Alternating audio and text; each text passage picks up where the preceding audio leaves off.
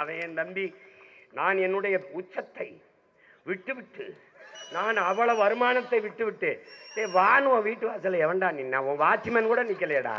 ஏண்டா இந்த மாதிரி போய் தலையிற? சேவை செய்ய வந்தா சேவை செய். நான் அடைக்கலம் தேடி வரவில்லை, படைக்கலத்தோடு வரும். யாரும் வான்னு உன்னை கூப்பிடலையே. எதுக்கு வர? எதுக்கு வர?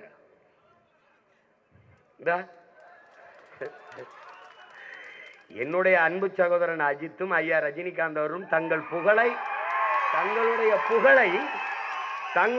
புகழை வியாபாரம் செய்ய விரும்பவில்லை.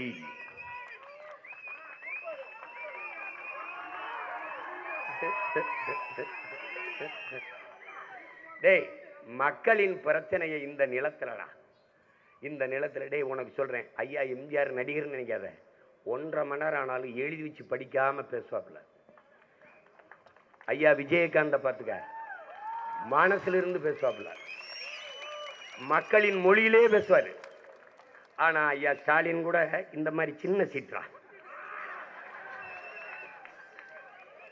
என் தம்பியும் ஐயா எடப்பாடியும் முழு சீற்றா.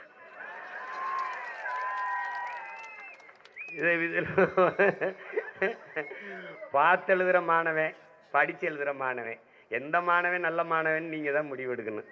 இது என்ன பண்ணிக்கிறது? இப்ப பாத்தீங்கன்னா